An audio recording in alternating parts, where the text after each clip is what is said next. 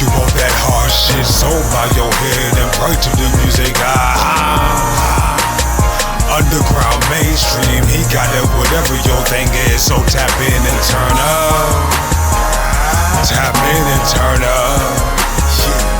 Tap in and turn up. The Noize report, let's just in, hey. Lift a couple of shots, roll up your blunts and then rock to all these tracks. You ain't heard shit like this in your life. Five while your wolf is not. Bars over 808 drops. Goes ride the whip till he slaps on your block and spin it twice. No artillery clapping, let the heaters bang. CJ put respect on it when you speak his name. This where the timeless lives, no cap, all facts. Cycle here for the real, fuck the mother podcast. You know you want that hard shit, so bow your head and pray to the music. Underground, mainstream, he got it, whatever your thing is. So tap in and turn up. Tap in and turn up. Tap in and turn up. The Noize report, it's just in, hey.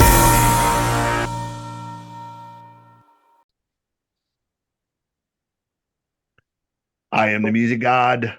This is the Noize report. You know what we do here? We laugh, we have fun, we talk to cool and interesting people. Anything and everything. Pretty much anyone that can sucker to come on this damn thing. Movies, music, pop culture, wrestling, it don't matter. We talk about it all. We have fun, we laugh. And one thing that's pretty much guaranteed is we're going to get off the rails in some kind of way. So I'm sure this won't be any different. Those of you joining us down at the bottom, you see the man. You've seen him before. This Xcursion. Over to my left, right, whatever direction you see her. This is Dynasti. This is her first time on here, but won't be the last. And we're going to get you familiar with her, what she got going on, what these two are working on together. We're going to talk about some of the things we're going to be doing this summer because there's shit happening on that end. So with all that said, welcome. Hey, glad to be here. Start off by introducing yourselves for those of you that haven't seen or heard you before or don't know who you are. Give a little bit of background on who's who about what. Okay. I am Dynasti. I am the CEO and founder of Left2BWrite Entertainment. I'm an artist, rapper, songwriter, you know what I'm saying? And that's just a little, pretty much about me and my guy Xcursion. Go ahead and pass it to him. And I am Xcursion, you know what I mean? Artist, you know, rapper, songwriter, you know, and the newest addition to Left2BWrite Entertainment. You know what I mean? Yeah, you know, for anybody that hasn't, you know, seen me here prior, you know, yeah, that's pretty much it for the most part. You know, just to keep it short and sweet. Yeah. And y'all seen this man before. He been on when we did the brackets. He been on when we did the top 10 list. We did, I can't even remember. We did the sure, we did that's top 10 black comedies, I think comedy movie. That ended with both of us pretty much agreeing that Harlem Nights without question. Because no matter how much you like Friday or House Party or any of those movies, they can't touch Harlem Nights.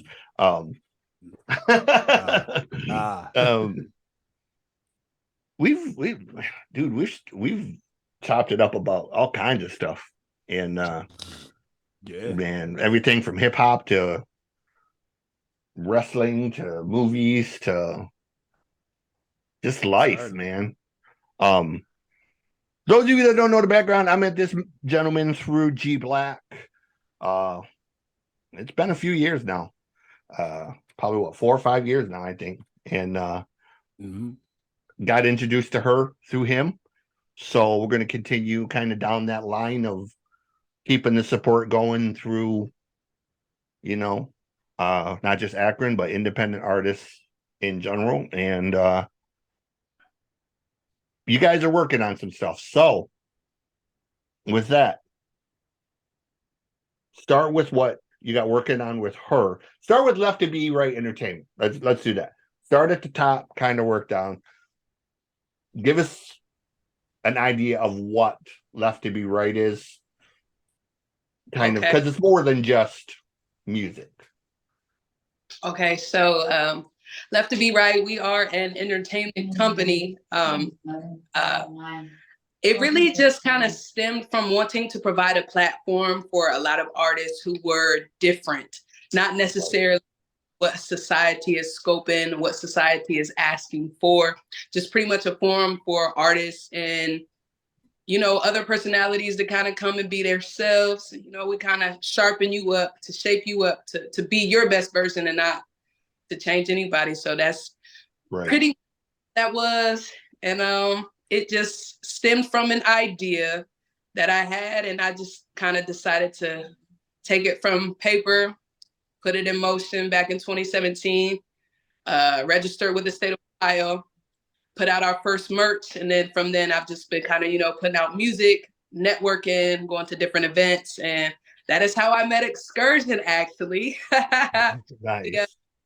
We met through Sharice Bryant in My World Studios. She would host these mix for different artists.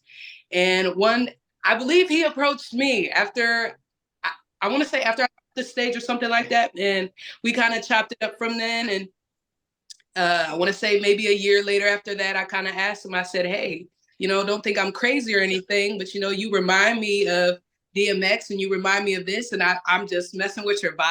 I love you so much. And would you want to be a part of Left2BWrite? I was scared. I've told him multiple times if DMX and Method Man had a love child, that'd be him. So, and he kind of looks at me funny when I say that, but you know, but yeah, like, you know, it doesn't surprise me. Work in a room like he does. It's, you know. Oh man, but, yeah. Hey, it just is what it is. I said, nah, I'm even just to even like give this one to the both of you. I worked at a spot called a spot called Wingstop. Like folks don't know what Wingstop is, but I went to I work at Wingstop, and what was it here?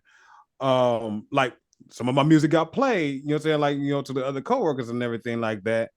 And one of the managers said that I sounded like DMX. And I mentioned, like, yo, that's one of the two people that I get the most. You're saying DMX and Method Man. And he was like, yo, I see Method Man too. I'm like, hey, it just is what it is. Like, I know. I'm not shaking that. I mean, like, shoot, not that I would try to shake it anyways. You know what I mean? I love both of those artists. Method Man is one of my influences. While I don't think that there was any direct influence by DMX, there's definitely like some things and whatnot that I know resonates with the both of us, especially like with our ad-libs, you know, and I get more into like my gritty style or whatever like that. You know what I'm saying? But yeah, I see it, so I don't trip at all. You know what I mean? But like it's just wild. Like, yeah, I don't care how long I go into this, I know I'm not checking those two. Yeah, like it's, you know, the thing is people think artists sometimes set out to copy somebody. Mm-hmm. And it's not as simple as that. Like sometimes you just sound how you sound. You know what I'm saying? And you can wear your influences on your sleeve in the sense of it's going to seep into what you do. True. But real recognizes real. So you can tell when somebody's trying to copy something versus it just being kind of who you are. Right. Yeah. You know. I definitely agree with that, because it wasn't that he necessarily like reminded me of DMX's music per se, but like the mannerisms, the girl in his voice is like attitude. I'm like, damn, like yeah, that's what I'm saying. Like, for example, and I know I'm going to get in trouble for saying this, but I'm going to say it anyways. He going to understand. You are basically going to look at me like I'm crazy. On the first Eminem CD, the Infinite one, I was a manager of a record store. When he made that record, we couldn't give that fucking thing away. Okay. He was still working at McDonald's. He was trying too hard to be Nas. And that's all it is. If you listen to Infinite, that is M trying to ape Nas' sound. Okay. He hadn't come into his own yet. And being from Detroit, we knew it sucked. Okay. Like, I'm not an Eminem fan. I'm not a fanboy. I respect the man for what he's done. I'll give him his props for what he's achieved. But when and him and I've had this discussion 100 times. When people say he's the greatest of all time, right? I don't even think he's the greatest from Detroit person. Get real live. I think Royce 10 times the artist that M is. I think Fat Father is a better artist. I think, Aztec the Barfly is a better artist. I think Hush, who's an artist that M kind of put on but was around before M, is a better artist. All of these guys, not only on record but in a straight up battle, would destroy M. And M won't go against these guys because M knows it's cute to have this 8 Mile movie and all this hype. But when you get down to street level, Detroit's a whole different thing. Like, we take the shit serious, okay? So that shit that you see in 8 Mile, that would have only ended in a shooting in Detroit, okay? Like, that's all that shit would have ended like. Okay? Yeah. It would have been cute while they were on stage, but as soon as you walked out of the sanctuary, which is where that was filmed, somebody would have got capped in the parking lot. It would have been that simple. Okay? Right. Some of that. Especially on 8 Mile. Right. If you need any proof of that, proof is all the proof you need. Jay Dilla is all the proof you need. These two didn't just die for no reason. Yeah. They lived by the sword, they died by the sword. And that sucks because they were huge and they were awesome and they deserved better, but it's hip hop, and sometimes hip hop is very real in that sense of definitely. Like look at the people we've lost. I mean, Biggie and Pac and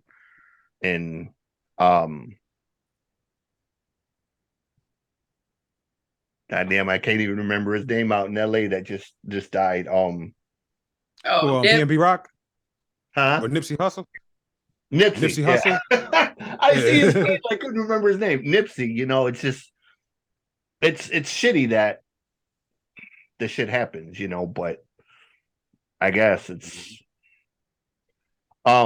getting back on track. You got Underboss coming out. You guys are working on CD together. Kind of touch on that a little bit. Give us some, what's going on with that. What's coming first? What's coming second? Well, I know here now with Underboss, that is coming first here. That's coming out at the end of this month. Yep. In January 31st, finally, 16 years in the making, and that's no exaggeration. Right. Yeah, like real life. I like, hey, listen, I beat Dr. Dre, leave me alone. But so you turning into the Axl Rose of hip hop over here. Hey, real live. But it is coming out at the end of this month. I'm definitely glad, that. And like I even said here too, like I will, make a post or whatnot and shoot, probably even record some videos or whatnot, given the history behind this, just even with the time behind it. But I'm glad that it is coming out on a label, because You know what I mean? Like, you know, this was made, one, in dedication to the person that even offered me my first record deal, one. And then two, like, you know, I was trying to capture the sound of that record label because it never really had an opportunity to launch. It crashed before it could launch. You know what I'm saying? And just even knowing the music that was being made and what we was preparing for, like, to release, you know what I mean? I wanted to capture as much of that, you know what I'm saying, off of my memory as I possibly could, you know what I'm saying, to translate into this project. You know what I'm saying? So now having finally like completed that, and then, you know what I mean, you know, having this being released under Left2BWrite Entertainment, you know what I mean, another dope ass label that I'm proud to be a part of. You know what I mean? Like, it's just like it just caps everything off for me here on that. You know, Right. but yeah, January 31st, that's coming out. And then following that, me and Dynasti, we do have a project together called Forgotten Entries that's coming out. And I like like that title. you say, yeah, you say, oh yeah, I loved it. She came up with that, you know what I mean? And I was like, yeah, no, that's the one, you know. And like when I say, I can't wait for y'all to hear this. Like, you know what I mean? Yeah. Like we done already said amongst each other, we're not like, this is a no skip project, you know what I mean? And like, that's to no exaggeration. Like, every track on this thing is a banger, you know what I'm saying? I'm gonna stop here when I just to give, you know what I'm saying, like, just to let, you know, Dynasty even speak more on it, but, you know, yeah, I love this one, without question. Go ahead. He being real modest, but so he actually came up with all of the concepts for the songs. He picked out the beat selection, and he kind of brought something out of me with this. He made me go back to the roots. He kind of made me go back to the core of why I even did this to begin with. I told him in one of the conversations we was having, it kind of made me, it reminded me back of when I first started rapping, and I was rapping a lot around my father and them. You know, I was rapping around a lot of guys who raised me and stuff. So they didn't really want to hear the overly sexual stuff. You know, they really to hear what I had to say. And X definitely brought me back to my roots with this one. And I am so damn excited. He kind of took the lead and I just followed. And I am excited for y'all to hear this. I'm excited for it to come out because it's cool. It's really cool. You know, sometimes you hear a title or you hear a phrase or something and it just sticks with you. And, you know, there's what I want to work on when I do mine. A lot of these ideas, songs have probably been around longer than what you've been working on under Boss. Some of these ideas go all the way back to me being in a metal band back in the early 90s. Gotcha. But because of, for lack of a better term, because of my psychotic mind when it comes to music, you know, I have this idea that I want to be the first genreless artist. Okay. And just literally, I don't want to be the guy that somebody says you're a rapper or you're a country artist or you're a metal artist. I'm just going to be the guy that's dropping songs and you are never going to know what I do until it hits you. It may come out sounding like Johnny Cash. It may come out sounding like KSR1. It may come out sounding like Metallica. It might come out sounding like Blue October. But all of these ideas that I have, there's probably 12 different genres within 20 songs. Okay. And some of the genres are just going to completely clash in ways that people are just going to be like, no, you know, like that shouldn't work. But because of it, there's been this running joke that what the title should be. And I know the title I'm going to use. And the couple people I've told, as soon as they've heard it, they were like, that's too long. But it was an idea that started when I was 13. We had a school project and we had to write an autobiography per se. We had to come up with the title of our own autobiography. Right. And the title is the menial mumblings of a musical madman. Okay. And it is long, but it really perfectly sums up what I'm trying to do. They're just going to be me mumbling musically of all these mad ideas that I've had, you know, all my influences, you know, being the white kid from a farm, being thrust into Flint Northwestern High School, being the only white kid, being introduced to Dayton Family and MC Breed and Ice-T and Too Short, and then going from that to a punk background and then to a metal background, and then, you know, being introduced to X-Clan, who was just a complete foreign concept to me because I was a white country kid from a 400-acre farm. Wow. I had heard Ice-T, I'd heard Too Short and all of that. But when I heard X-Clan, when I heard KSR1, you know, when I heard Paris, I was just a completely different way of thinking that I had never been introduced to. You know, and it wasn't hip-hop so much as the concept of Black thought and seeing the world from outside of the box that I grew up in. Okay. You know, when you grow up in a town of 800 people on a 400-acre farm, and the town is 98.6% white, you think it's a white country kid. So, you know, and we've had this discussion. You know, when you hear KSR1, when you hear X-Clan, when you hear Paris talk about and rap about what they talk about, okay, it's, you know, it's not just hip hop. It's for lack of a better term, it's kind of a mental awakening. You know what I'm saying? It's a different perspective on the world that you don't get to see. And, you know, racism is a funny thing because I've learned over the years that I'll never condone racism, but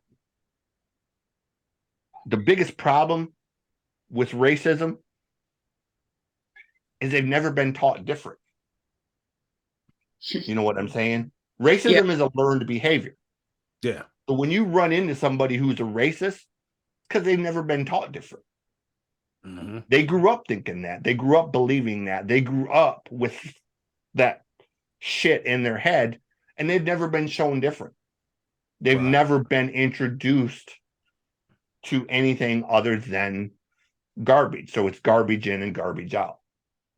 You know what I'm saying? So I'm not saying condone it in any sense, because absolutely not. But I get you. It's the mentality of, it gives you an understanding of why it exists and why even now we fight against it continuing in the news, in music, in the media.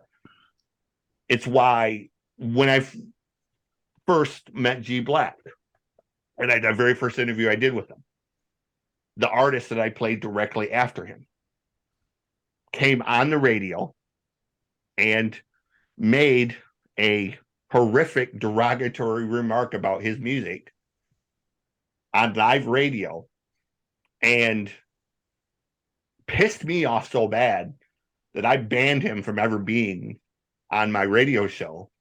Oh, wow. Because, you know, he didn't want to be, and excuse my language, he didn't want to be associated with any station that played quote unquote porch monkey music. That was the term he used. And I was dumbstruck for a second. Like, did you say what I think you said? In 2015, you said that on live radio. And he didn't understand why I was offended by it or why I was pissed off that he said it. Well, that's because it's your friend. Got nothing to do with it being my friend. Yeah, I'm pissed off because you said it about G Black, and G is a straight up guy and doesn't deserve that. but it could have been fucking Tupac you said it about. It's an ignorant statement. And in 2015, you should know as an artist, if you want to be taken seriously, don't say dumb shit like that. Yeah. You know, like off the top. Right. You know, so, but again, I attribute it to he probably didn't know any better. He grew up probably learning that, and no one had probably never left his own hometown. You know, and even me, I didn't know better until I was put into foster care and went to Flint Northwestern, and then lived in the Philippines and lived in Brazil and got to actually see the world from the perspective that other people see it, you know? Yeah. So, yeah. You know what? We're so far off topic at this point. I don't even know how to go back. Forgotten entries. That was the last thing that we spoke about. Yeah. Forgotten entries. When can we expect it? I'm sorry, guys. I'm like, oh no, you good. You so rattle-brained on this. You're all right. I didn't mean to get off on a complete tangent, but no, we got you. You know what I mean? Well, shoot. I say, like, I know, like, right now it is like in its beginning stages here now. Like, you know, we are in the phase to where we have, like, you know, our verses written for the vast majority of the songs. I want to say with the exception of maybe one. You know what I mean? And then once we get that, you know, of course, we're gonna fine tune some things and everything. I don't want to say, well, now if Dynasti, you know, saying has like a time frame in her mind or whatnot to where she would like to have this out, then you're saying most definitely, like, you know, she's going to communicate that, like, you know, put that out here now. But I know, like, right now with where we're at, you know, we pretty much got, I want to say, like, we're about like at the halfway point, you know what I mean, to where we can definitely definitively say, like, okay, it's going to come out at this time, or so on and so forth. But, like, you know, anything beyond that, you know, hey, Dynasti got the floor on it. Yeah, because you guys got some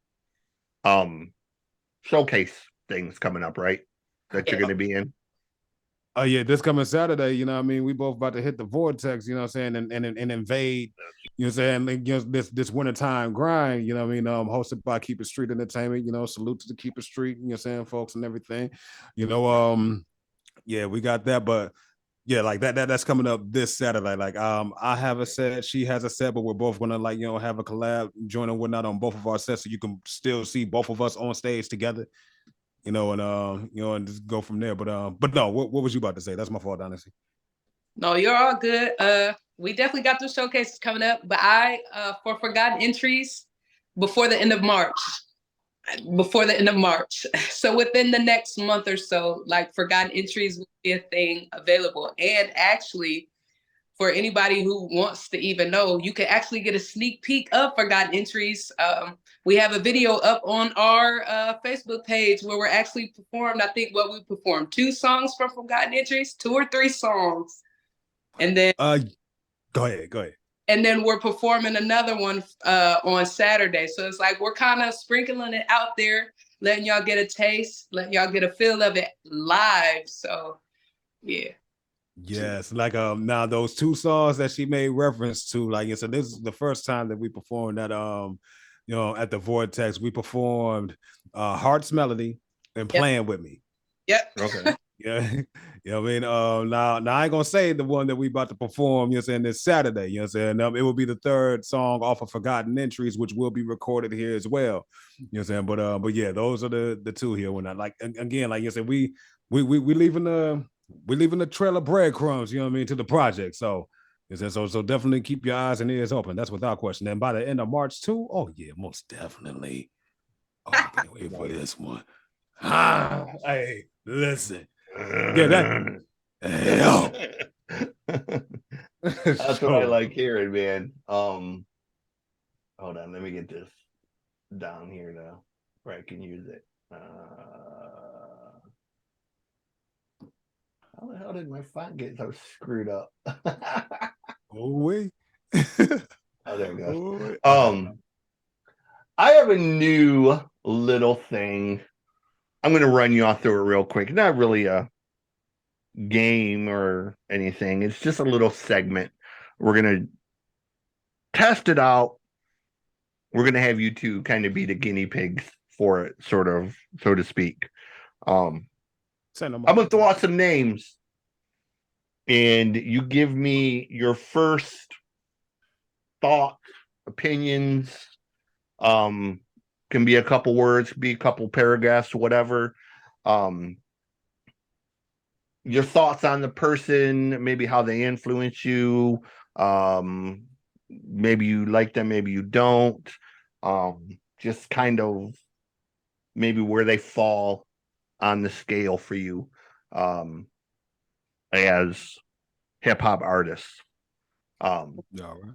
So the first one I'm going to throw out is my number one, my all-time favorite, KSR1. All right, I'll go ahead and get this one. Like, first thing that come to my mind, Teacher. You know what I mean? Like, every time I hear KRS-One, you know what I mean? Like, it really feel like, you know what I'm saying? Like, you really feel like you in the classroom with this guy, or like, you know what I mean? Or like I would even say here too, like you talking to the Yoda. You know what I mean? Like, and you talking to the Oracle, and you know what I'm saying? He just dropping, like you're saying, gym at the gym on you and everything. You know what I mean? Like, my favorite album from him, personally, my personal favorite from him. You know what I'm saying? And I was the one to where once I really got into rap, you know what I mean, and hip hop, I listened to the music that I listened to or whatnot, like once I got into it, but then I backtracked as well. You know what I mean? Like, so I can hear everything. You know what I mean? But like, just even recognizing, like, everything that he did with Boogie Down Productions and everything like that. My personal favorite from him is the I Got Next album. And then even the compilation that he did or whatnot, like, when he formulated the Temple of Hip Hop. But anyhow, one song is the MC. You know what I'm saying? Like when he put that song out, you know what I'm saying, especially at that time, I think he came out with that in like 96. I was 12 years old at the time, like 2 years into rapping. You know what I mean? Yeah, 2 years into rapping at this time. You know what I mean? Like, and hearing him saying what he was saying and like really wanting to get into this or whatever, I really felt like I'm sitting in front of the sensei. You know what I mean? Like so like, yeah, like I know, like anytime I listen to him, I'm gonna get something, a substance from him on top of the wordplay and everything, saying that he's capable of doing here also. So those are my thoughts on him. Yeah. Go ahead. Sorry.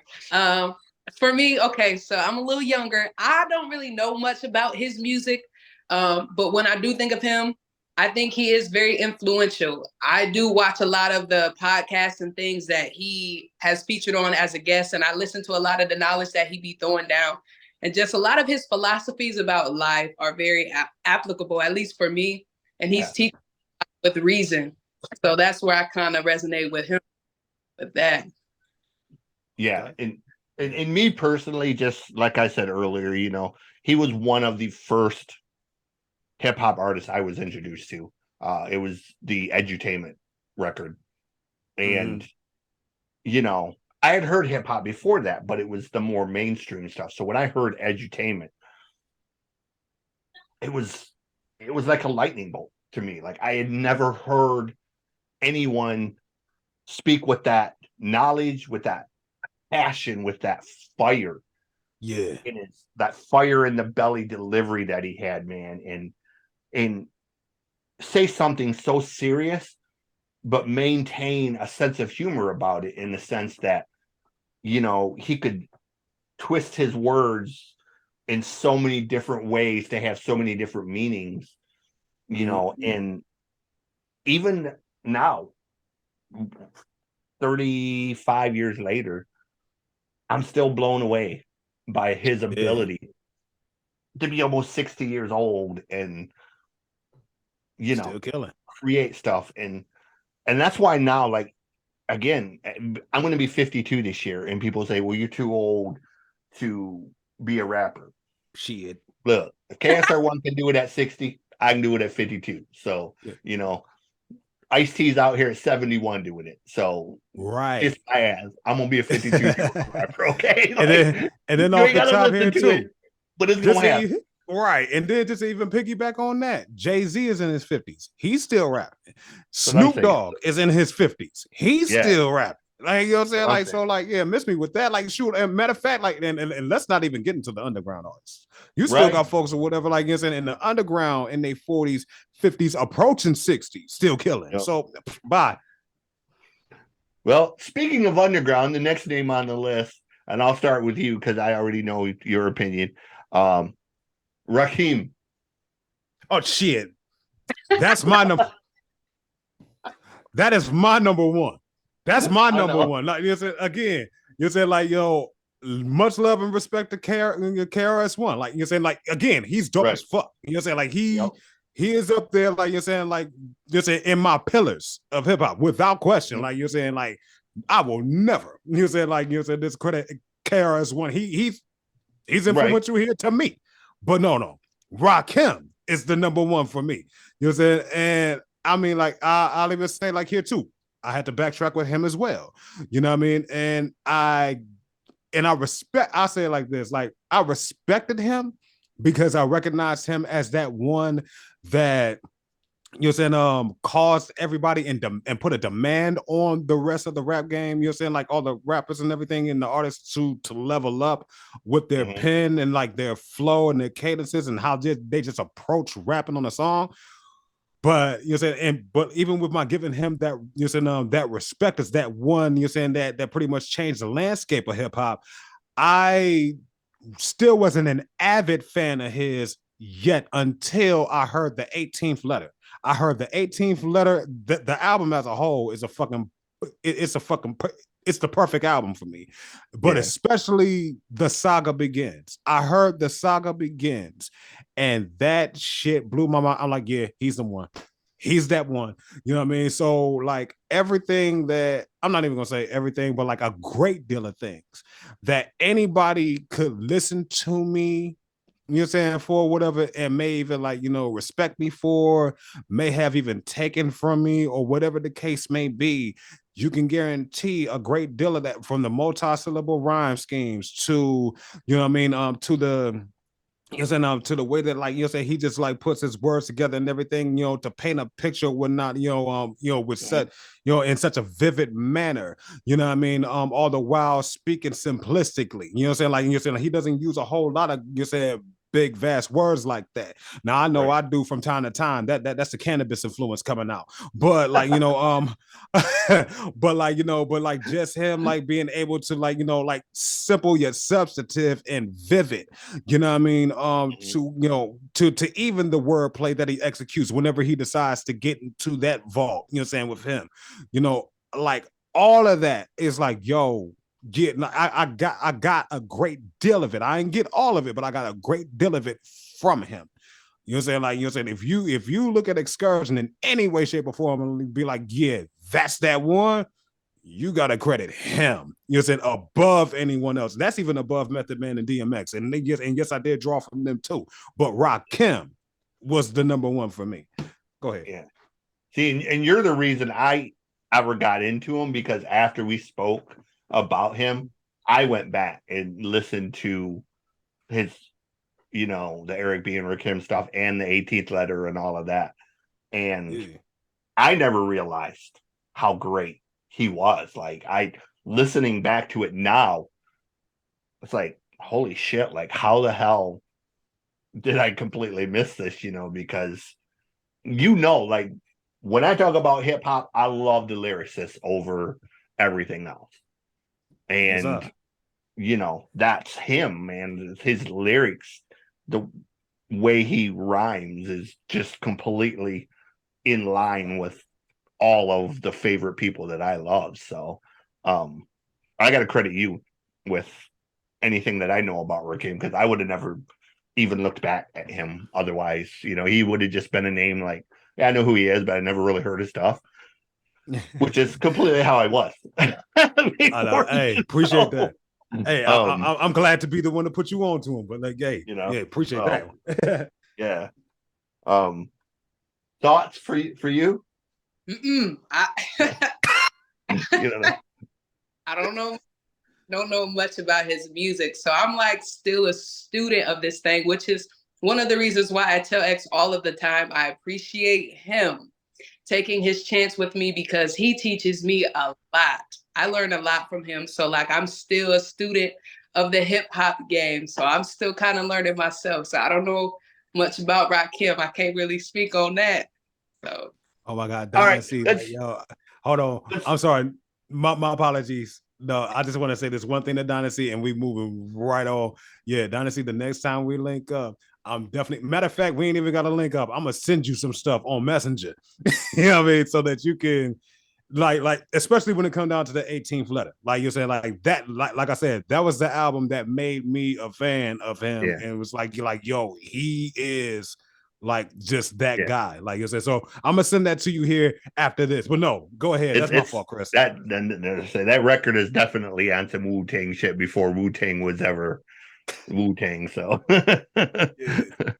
I listen to 18th Letter, and that's really what I think. Like there's a part of me when I hear 18th Letter that thinks, okay, RZA had to have heard this shit when he was putting Wu-Tang together, because there's so many correlations between, you know, that and Wu-Tang. him doing that record, and then like 9 months, 11 months later, Wu-Tang came out with 36 Chambers, and you have 36 Chambers, 18 letters, both relating to the Quran. And there's so many correlations between the two that, you know, RZA had to have heard that record and been influenced by it. And I've never heard him speak one way or another, if he was or wasn't. But anyway, we're going to mention a couple female names just to one old school, one brand new or newer-ish.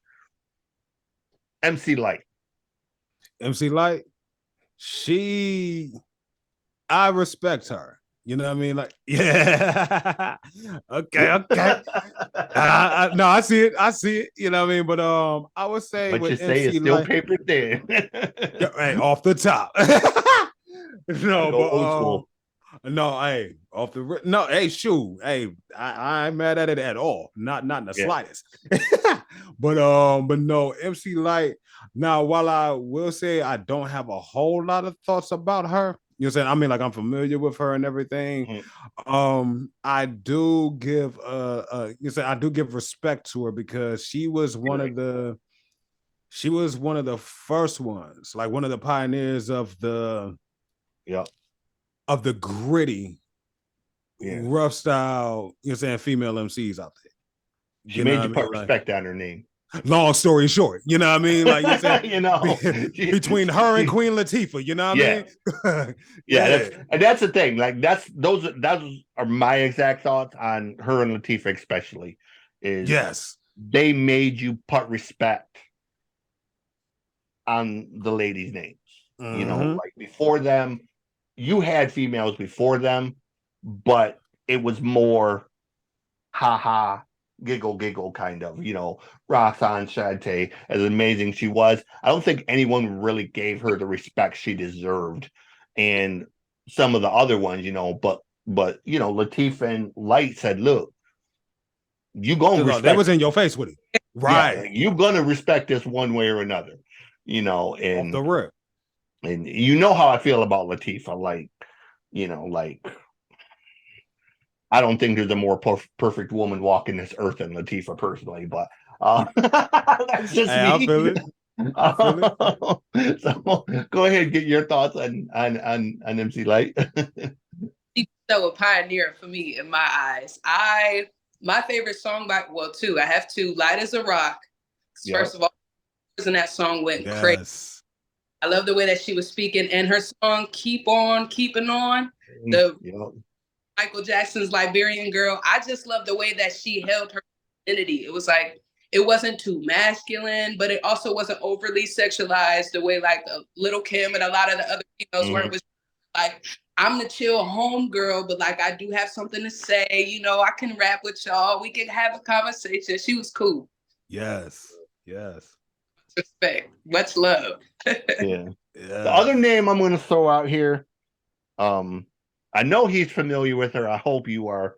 The name is Ciroc. Oh man. You're not familiar with her, Die? I'm gonna put you on to her too. I'm putting you on to her too. I'm gonna tell you something. I'm gonna even tell you this here too. Doc. Well, I know you know because you've seen the What the Shit podcast, you know, when we premiered that song Holy Grail with Yuck Mouth. And he even mentioned that you should be on a track with her. And I said that you would hold your own with her without fucking question. If there was any artist that I could put you with, it would be her. Because she is. Oh my God. Yeah. Oh my God. Like Dynasti. She is. Okay. Dynasti. She's not as established as Latifah is, but she's another one where, her whole thing is goddess game. Yes. That's her thing. Yeah, like go ahead. And she is an absolute goddess. I mean, gorgeous in every sense, physically and mentally, lyrically, just unwittable, man. Like just fucking like amazing. Yeah, like she is the pinnacle of hip hop, and not just for females. I think for males. Her and King Crooked just did a song called God Complex. And Shameless plug. Yeah. Oh yeah, no, yeah. It's nasty. But he knows, like, but yeah, Ciroc, man, is. I'm telling you right now, like, I don't know another female. And no offense to any females, ladies, I don't say this as a diss, but she's just the pinnacle. Like, she is the peak of that mountain. And like, fuck all that. Like, listen, of course I don't, of course I'll never, like disrespect any female artists out there. Yeah.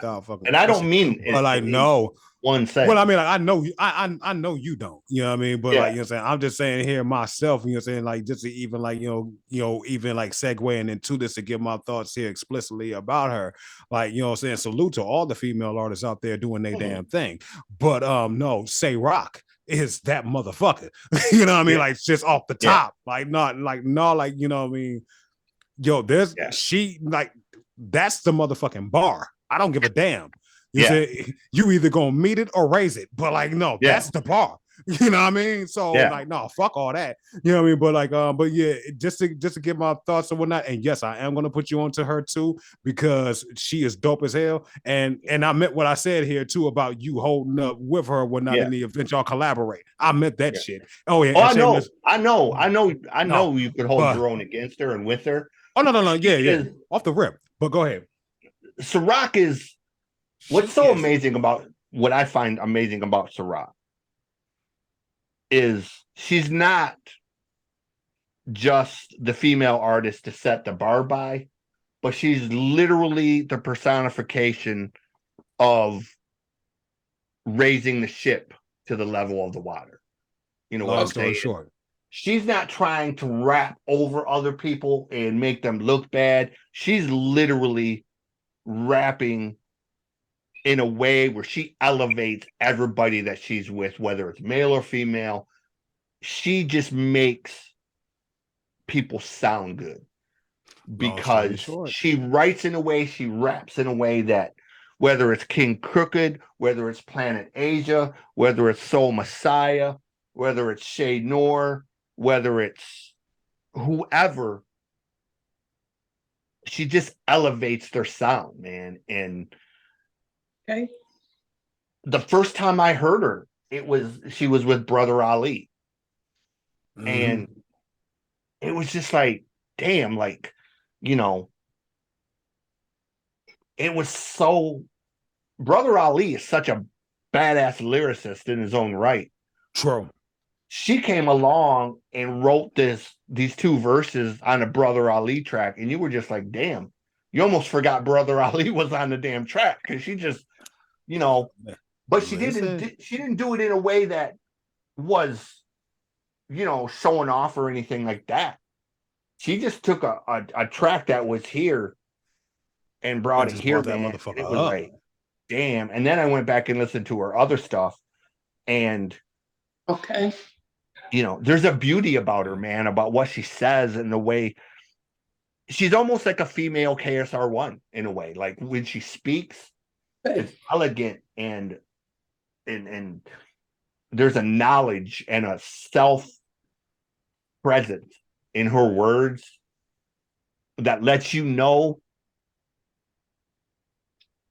you want to pay attention to her and you want to hear what she has to say. And it's not just words she's saying, they mean something, you know. And yeah, like I'm so blown away by her. Like I'm, you know, I sound like a fanboy when I talk about her, but I really am in a way. Like I just ain't nothing wrong with that though. Yeah, like I'm saying that she's sounding like Fluid, and I need to get hip. Because if she's that, then that's no. I'm putting you on, Di. I'm putting you on because here's like my thing. Here's my thing, and I'll choose my words carefully with this. My biggest thing was female rappers. Look, they do what they do, and that's cool. But rappers like Cardi B, Nicki Minaj, whatnot, don't do anything for me. Okay, you want to rap about sex and that type of stuff. That's cool. Do your thing. I won't knock it. But to me, that's kind of like, it's almost like the lowest common denominator.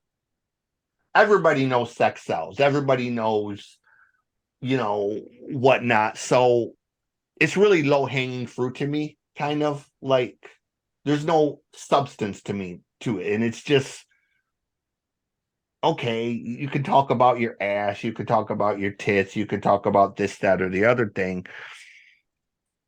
You'll have my attention for about 30 seconds, but after that, if there's no substance to it, I ain't gonna listen to it again. You know, so it's just like whatever. I like grittiness. I like lyricism. I want to hear something. So for me, I want to hear a Rhapsody. I want to hear a Ciroc. I want to hear a Shay Nor or a Mia X. You know, I want to hear something. I want to hear you say something that means something, that has some heart in it, has some soul in it, that has some essence of who you are as a person in it. And that's the thing with me, you know, like it just, I don't care where you're from or what your story is. If I can't connect with you on a mental level, right, you get about 2 minutes of my time and then I'm moving on. Like there's too many great hip hop artists out here to waste time on people who ain't saying nothing. Like, you know, like off the rip. Yeah. So next one on the list, sadly, we just lost one of their members, 3-6 Mafia. Yeah, rest in peace, Gangsta Boo. Yeah, you know what I mean, but another, you know, man, another great artist, man. You know what I mean? Yeah, we lost, we lost a great one with that one. You know what I mean? But Fearless. But like, off the top, yeah, she was. Yeah, but, she was. But I said, like with 3-6 Mafia, they, first of all, I will never get the beef that they had with Bone Thugs and Harmony, and even you're saying like the thought that they had about Bone stealing their style, like they were like two completely different motherfuckers.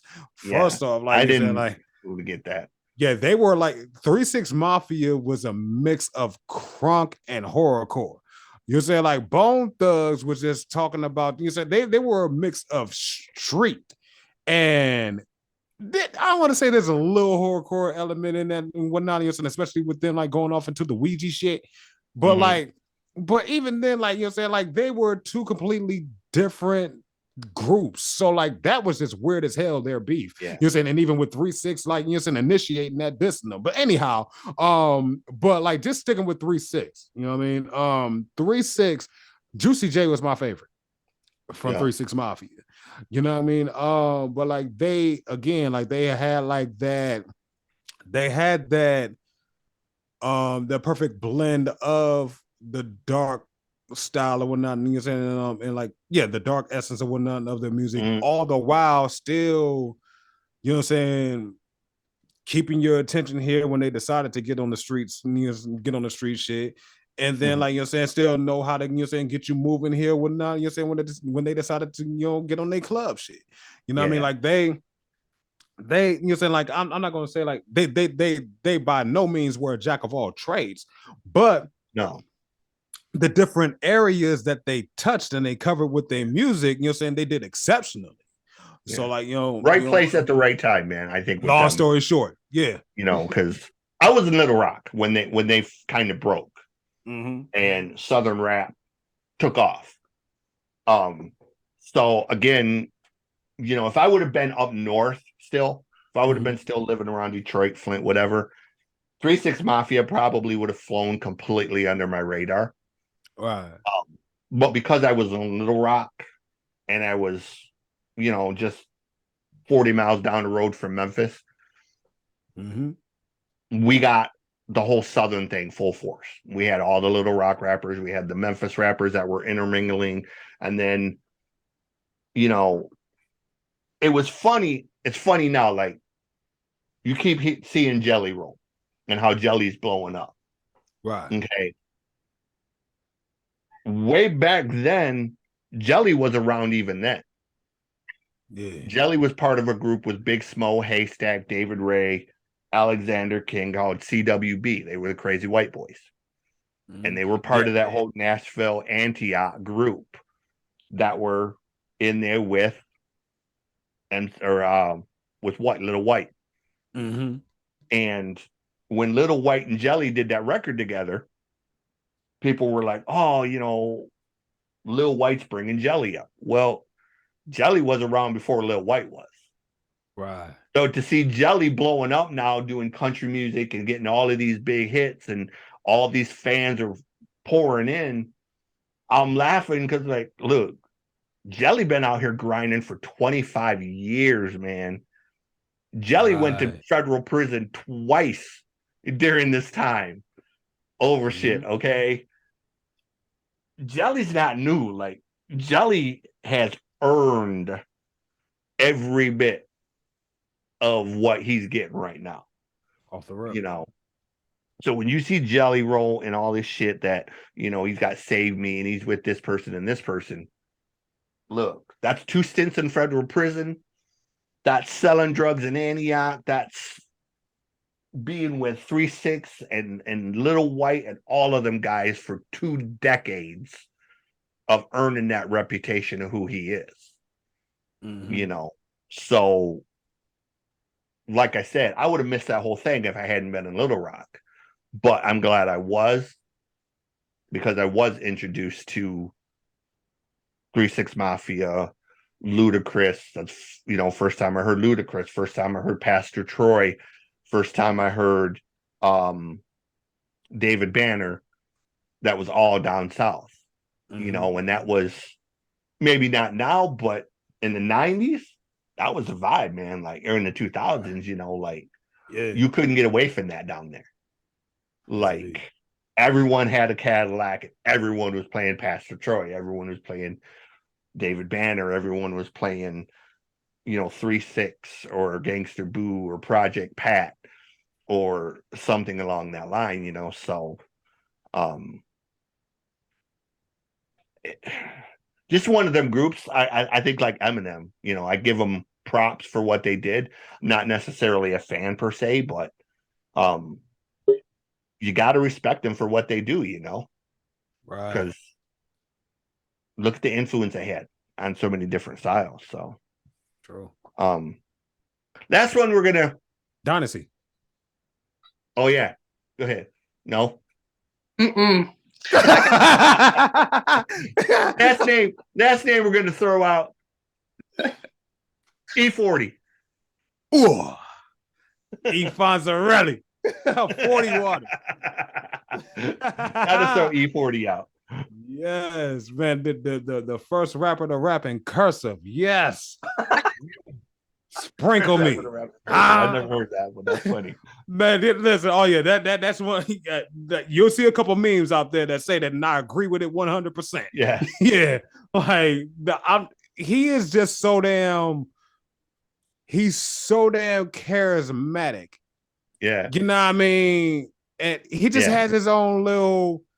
He has his own little swag about himself, man. Like, you know what I mean? Like, to where it's just like you just can't help but to just rock with it. Like, he's one of one. You know what I mean? Like, you know, when yeah. it comes down to that shit, like, you know what I mean? Like, and of course, he's definitely a Bay Area pioneer. You Yep. gotta give him that respect. You know what I mean? Like, he's a human motherfucking lexicon. A lot of the words that we use here now, whatnot, he probably didn't already. You say he probably made up. You know Yep. what I mean? It's just like, yo, and he can get from the street shit to the playalistic shit to just even like, yo, again, to the human swag shit or whatever. Like, you can hear this. He's the okay. I'm gonna say it to you like this, like you're saying. Carlos Miller had a stand up or whatnot, and he was like, you know what I mean, like, you know, it's always dope or whatnot to, you know, to run into an old dude or whatever, or talk to an old dude or whatever, you know, because they'll say something or whatnot, you know, to to make your whole week better. You know what I mean? Like on some, hey, how you doing? I can't call it, I might spoil it. You know, da, da, da. It ain't no thing but a chicken wing, but if you give me some grease, I'll slide you a piece. That's E40. You know what I mean? Like you said, E40, like it's just. Oh yeah, you know what I mean? He's just the cool ass uncle of hip hop. It just is what it is. Like he's the Bay Area Snoop, if I can say it like that. You know what I mean? Yeah. So yeah, that's my thoughts on E40. Yeah. I made the joke one time and nobody found it funny, but I made the joke that if they ever made a movie about E40, that the only person who could really play that role perfectly would have been Bernie Mac. Oh, for certain. For certain. Just because, yeah. Bernie Mac would have had to put on some weight, but he'd have did it. Yeah. Yeah. Yeah, but Bernie had that way about him of speaking that was so kind of E40-ish in certain ways. You know, yes. that I could you know, like when Bernie went into what was that movie they did about the strip club? The Players Club. Players Club. You know, like tell me that role that Bernie that played was made for him was not E40. Like, come on, bro. That has E40 and Cube written all over it. Like, you know, E40 and Cube. Yes. No, that's real. You know, but when I said it, people kind of looked at me funny, like, what? Bernie playing E40? And I'm like, think about it, man. Like, you know, like Bernie when he said, son of a bitch. Yeah, you can picture yourself E40 saying that, you know, but just in his own Bay Area way, you know. Right. It's just no. Yeah, I don't know. That's one of those things. No, that's one of those things that folks would have to see to catch up to what you're saying. Because that is on point like a motherfucker. Bernie Mac is the E40 of comedy, and that's just real. Right. You know what I'm saying? So was, you know what I'm saying? Rest in peace, Bernie Mac. But like, you know what I mean? Like, no, he was the E40 of comedy. So no, that was perfect. The only thing that would have probably thrown it off if he did, you know what I'm saying, play E40 in a biopic would have been his voice, because like you're saying, they don't have the same type of voice. That's it. But Bernie, like you're saying, as far as like, right, you know what I'm saying? Like, and you know what I mean? But like as far as like the mannerisms are concerned, you know what I'm saying, and how they carried themselves and how they spoke and their attitudes, man, shoot, they were kindred spirits. So I'm with that. For sure. Thoughts? You got any thoughts on E40? No. All right, let me do this for you, Dynasti. Who are some of the people that influenced you musically? Doesn't have to be hip hop, but just musically, who are some of the people that kind of made you want to do this and pursue it and, you know, influence the way you think about music?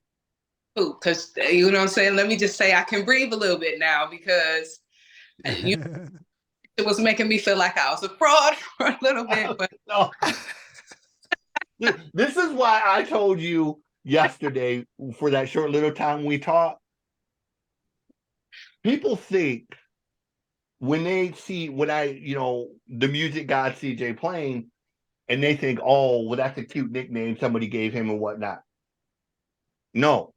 If you know me long enough, you will come to understand I have a stupid ass knowledge of music that is just, and it's fucking unholy. And I don't know why I have it or where I've picked it up, but yeah. And I would even say this here too, as far as Dynasti is concerned herself, you know what I mean? Like, yeah. There was a time, let me just say this, and I really hope Dynasti, will be cool with me saying this. My apologies in advance if not. But like, there was a time to where Dynasti actually thought that, like, when I asked her if she's heard a certain artist or certain songs, and she would tell me no, that I would get upset. And I'm like, no.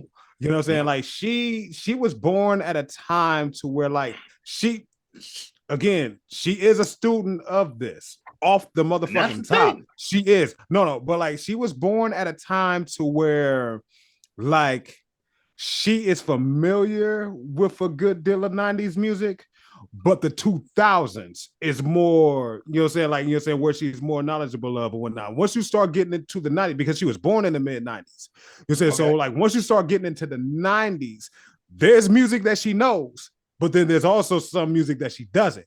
So like, so like, even with me, like, just even recognizing that, it's like, okay, I know she knows her shit on the music side, but like, like, but once I start getting into the 90s, it's like, okay, how much does she know in this respect? And anytime I hit that bump or whatnot, and I mention the artist or whatever, or a song, and hell, even if I recognize a certain facial expression, it's like, okay, you ain't heard that yet. All right, I'm gonna put you on to it. Say da da da. Okay, say them all. Da da da da. You know what I mean? So like, so like, no, she knows her shit, but like you said, but like, again, and you said, but like, she is, still learning some things and whatnot. In the hell, like, even anytime I run into that here myself, I always even let her know, like, hey, I'll put you on to it. You said I'll go ahead and send that to you later. No, but what was you about to say though, Di? That's what's awesome, truthfully, is everyone comes from somewhere. And the greatest thing about music to me, more than anything else, is the fact that there is so much music to draw from. That, look, some people are going to come from a Motown background, some are going to come from a rock background, some are going to come from a hip hop background or an R&B background, and every bit of it is valid in the sense that, it tells a story of who we are, not only growing up, but what we've been through in life, because music is a soundscape. And people use music to tell stories, and they relate to music on that level, whether it's marriage, whether it's divorce, whether it's death, or the happy times in life. There's a song for everything. When your kids are born, there might have been a song playing on the radio at the hospital. There might have been a song playing somebody had, or you might have seen a video, or, you remember stuff to go with certain points of life. Right. You remember that 7th grade dance. Why do you remember that 7th grade dance? You remember that 7th grade dance because they played Bust a Move by Young MC, and you just, you remember that song, and that's what you remember about it. But anyways, sorry, not to interrupt. Your influences, what made you want to do your thing? Who made you want to do your thing? I had deemed myself an R&B rapper because majority of the music that I listened to was R&B music. And completely honest with you, I didn't want to be a rapper when I came into the music game. Being a rapper the forefront of my mind. I actually wanted to be a songwriter. So when we're talking, my biggest influences, Jermaine Dupri, Babyface, Missy Elliott, I'm looking at all of the people who were in the studio with a lot of these artists making these fucking hits. Like, what be on y'all mind? Like, what do y'all about? And so it was a lot of them. I appreciated the fact that they got with a lot of artists. I think that was the part that made it fun for me, was seeing the amount of hits. And R. Kelly, even with him and his escapades, you can't deny the fact that that man was low musical genius when it came to the creation of it. Like, so it was a lot of the behind the scenes, the producers, the songwriters that kind of did it for me. Okay. No, hold on. Now, let me ask a question for Dynasti. Okay. Because she done said something here that was very key. It's like, what? Okay, now I already knew, like you already let me know in advance, you know what I mean, that you wanted to be a songwriter. I knew that part. But I did not know that you didn't want to be a rapper initially. Now I even know that your dad even helped you, like, you know what I'm saying, with the rap once he discovered that you was, you know what I'm saying, like doing everything here on the music side. And I know that you listened to him and everyone else here were not like rapping and so on and so forth. But even with that though, you know, you can listen to somebody doing what they do and still want to do what you do. So what was the key moment for you to where it was like, you know what? I'm about to get into this rap shit. Let me go ahead and do this here too. My dad, it was my dad, and it was just kind of, I can't pinpoint exactly what activity or when exactly it happened, but it was just one of them times after, like, he found out I could rap. Because how that happened, quick story, make it, you know, one day he heard me downstairs messing with his studio equipment. He heard me playing beats and he heard me rapping. And so he was like, oh, okay, we got something. So from that point on, he was just kind of around with me, seeing what I could say, having me freestyle and all this and that or whatever. And he actually wrote me my first rap. And I completed my song. And it's somewhere in the midst of that happening, I was like, okay, I might can do this. I might can do this. Okay. Yeah. All right. Well, I'm glad for it. Shit, you said, because you cold as hell on the rap side. Like I said, like you say, you a singer too, without question. You know what I'm saying? But like, go ahead. No, there were artists who, Lauryn Hill, probably the most famous one, that, you know, Shaka Khan, going back to the 80s, Shaka kind of dabbled. She was R&B, but when she did I Feel For You, you know, they had that little hip hop tinge to it. You know, Prince wrote it, but nonetheless, Shaka kind of made it her own thing. And there's so many India Ari and Speech and Arrested Development, and you know, they had that great mix of soul and hip hop that kind of meshed together in ways that, you know, it was more than just hip hop. There was an essence to it. Yes. You know, for lack of a better word, there was a humanity to it. You know, that made it real. That, and not to cut you off, sorry, I apologize. No, you're good. She was also a big influence for me, but I was introduced to her in the movie Sister Act 2. So that was my time seeing a female kind of with the hip hop thing, and I loved her and how she was in that particular movie. That's what kind of introduced me to her influence in the music. So yeah. Nice. Yeah, like I think female hip hop wise, on my end, it started with Latifah, and MC Light. Probably the first female rapper I heard was probably Roxanne Shante, the Roxanne and the UTFO. That battle. But female rappers were so, I guess, new or rare at that point. It was almost a novelty. And then you had Don't Fight the Feeling with Too Short, you know, and they had the two that were basically replying to Too Short. But again, it was kind of novelty. It was with Latifah and Light that you kind of had to take it more serious. And then Missy come along, and then and Da Brat come along, and then it was kind of like, okay, this was showing you that, look, females could do hip hop, and you had to take them serious. It wasn't just because they looked good. It wasn't just because they were females. They had essence, and they had street smarts, and they could stand next to the guys and go toe to toe, you know. And then Eve come along, and Eve elevated it even more, you know, Eve stood on that stage night after night next to DMX and held her own with DMX, and I'm sure that was probably no small feat, you know. Yeah. Oh hell no. Even going now, you have like the TV show Queens, where you have Eve and Brandy playing those roles and just killing it. Brandy's not even a rapper per se, but she played the hell out of that role, you know. And she held her own against Eve, which again, but again, no, I'm glad you even said that, because that shocked the fuck out of me.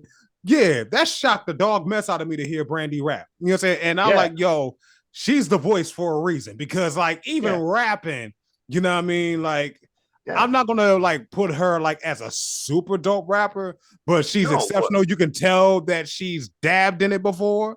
You know what I'm saying? But like even like, you know what I'm saying, just even with her delivery and her, and again, her that raspy ass voice, you know what I'm saying? Like, you know what I mean? Like, you know, it's still, everything still clicked just hearing her. Now, Eve killed her, but like, you know, go ahead. But she held her own against Eve, and you could tell Eve wasn't holding back on that. Right. Like, that wasn't just Eve reciting lines. You could tell there were points where Brandy said something, and you could see the expression on Eve's face kind of be like, okay, she didn't know that was coming, or she didn't know that line was written into it or something. And it was kind of like, Eve was kind of like, right. Okay, we going there? You know, like, I got something for that. And, off the rip, you know, it made it more authentic to me. Like, I was kind of disappointed they canceled the show after one season, because I thought it had great potential. But, you know, we won't even get into that, my opinions on television and shit, because you know, they canceling shows left and right that don't even need to be canceled. And keeping bullshit on TV that should have been canceled 10 fucking years ago. You know, like, so with those influences,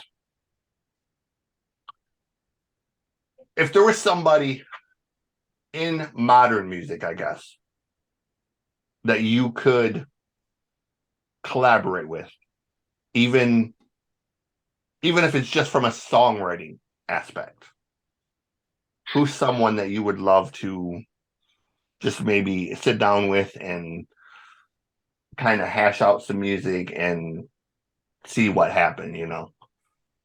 Oh man, I got my 3 already, and they're all R&B artists, which is kind of funny. So my dream have always been to write a song for both Fantasia and Monica. If I have vocalists bring a song to life for me, I've made it. I've officially made it in my book. You ain't telling me shit. I've made it. I've made it. And then the third one is Kehlani. She dope. She is super dope. I love her vibe, and I feel like we're riding the same plane. And she's kind of her own artist. She's a mixture of a couple of different. And I fuck with her vibe, and I really want to do it with her. Fantasia was somebody that it took me a few minutes to kind of appreciate her. Okay. Like, she was a little over the top for me on American Idol. But Adam Lambert was the same way. When Adam was on American Idol, I hated him. And it's like, why is he over singing? Why is he adding notes that don't exist? Why is he doing vocal runs that don't need to be done? And then, you know, he did that first record, and it was like, okay, he's actually really good without all the extra vocal runs. And Fantasia was kind of the same way. Like, Fantasia was on American Idol trying to prove that she was Aretha Franklin or somebody, and she didn't need to. Like, she's a great singer without all of that extra Jennifer Hudson-ish shit, you know? Like, just let them be who they are as natural singers, you know? And I don't think Fantasia, on her records, I don't think she's really, you know, like, she's kind of a different singer than she was on American Idol, you know? And I'm glad of that because, like I said, it drove me crazy on American Idol when she would go on those big vocal runs. And it's just like, okay, that's like 37 notes that were not in that fucking song to begin with, okay? For no other reason, just to prove that she could sing an E sharp note, they added 37 extra notes to get her there. Why? Like, it just, it's, I don't know, like, it drove me crazy. I hate people who oversing just for the sake of oversinging. Yeah. And maybe it's just me being white and not understanding R&B the way that I should. But like when I hear, this is gonna sound horrible, but when I hear the national anthem, and they add all of these extra notes, and I've heard as many white folks do it just the same. It's like, look, that is not the way that is sang. Just sing the goddamn song the way it was written, man. Like, like, look, that was not written by Aretha Franklin. It should not be sung like Aretha Franklin. Okay. And it drives me crazy, but like I said, it's just chalk it up to the white boy not understanding R&B. So we're gonna leave it at that. What about you? Who I know a couple of yours, but other than SIBO and the obvious ones that we've discussed before, who are maybe a couple of people that you would love to sit down and do something with? Okay, yeah. So other than SIBO and Rakim, right? Like, yeah, Rakim, you can't tell me shit. If I ever do a song with Rakim, you can't tell me a damn thing. Right. I will retire tomorrow happy and go off into the twilight. But anyway, apart from them, of course, I actually, like, on some real life, I don't know if I mentioned this one or not, but I actually knocked off one of them, Yuck Mouth. Yep. Okay, so I did mention that him. one. Yep. Yeah. Yeah, you know what I'm saying? So, like, he was one of them. You know what I mean? You know what I'm saying? So I got that one under my belt. Thank God. Salute Yuck Mouth, the whole regime, you know what I mean? Smoke a Lot Records, you know what I mean? Hey, much love. You know what I'm saying? Yeah, you know what I mean? So that was one, but like, but out of the ones that I didn't do, damn it, man, I can't even say because like I got this one in the vault too, but it's coming out on another album. Cannabis. I finally got the one with Cannabis. You know what I mean? So like that's another one. But okay, let me get to the ones that I haven't done. That I still shit. Like, but you know what though? I'm not even gonna lie. Just even the fact that I'm struggling to find the ones that I haven't done yet, I'm happy as fuck for that. Because there was a time, especially in my first run, like in the 2000s, to where like I was remixing people's songs or whatever on mixtapes or whatever just to even prove like, hey, let me get an opportunity to rock with these industry artists. I can hold my own with these motherfuckers. And now I'm having the opportunity in this run to show it. So I'm happy for that just to even struggle with answering this question. But yeah, let me get to the ones that I haven't got in the vault or anything that I would love to do songs with, collaborate with. One, Sade. Sade, she is, I don't think she's ever collaborated with a rapper before. I know Crazy Bone did a song. I don't think she's ever collaborated with anybody, has she? Yeah, I don't think so. Like you're saying, like every album that I know of her, like it's basically just her. Like I don't think she's collaborated with anyone. So shit, she's only done like 4 records in 30 years, isn't it? Something like right. Like, you know, say she's the Dr. Dre of R&B. Like you know, saying like like she only does a record like every 10 years or so. Like she's supposed to have another one coming out next year. And what make it so crazy is I joke about that every time. It's like, like, you know what I mean? Like she'll put out a record or whatever, wait 10 years or whatever, know that people is waiting for more music or whatever, and just pop out with some more shit like, here, leave my ass alone. You know what I'm saying? And, you know what I'm saying? And just go off another 10 years. But Sade, if I can get a hold to I don't give a damn if it's a song that she didn't finish yet. If I can get a collaboration with Sade, that would be dope as hell. The next, like another collaboration that I would love, especially now that he is out of prison, Mac from No Limit. If I can get a song with Mac from No Limit, that would be dope as fuck. And then the third one. You know what? For the third one, you know what? Fuck that. We doing 4. I'm sorry, we're doing 4 because I'm not about to leave her out. Number 3, Mia X. I need Mia X on the track. Yeah. You know what I'm saying? Like I need the queen That of the would be tank. fierce. Oh man, I would love that shit. You know what I'm saying? Like, oh hell yeah. Yeah, I'm pulling out all the brakes on that one. You know what I'm saying? And then the other one, you know what I'm saying, and then the fourth and final one, because like it's like I feel my wheels turning now and I'm gonna stop myself. The fourth and final one that I will pull all the brakes out for, Jadakiss. Yeah. Oof, yeah. Jada got that voice. Jada got that voice. Sometimes, you know, here's a funny thing. Sometimes the voice alone makes you a great rapper. Agreed. Agreed. You know what I'm saying? Scarface, for example, is a badass rapper. We're alive.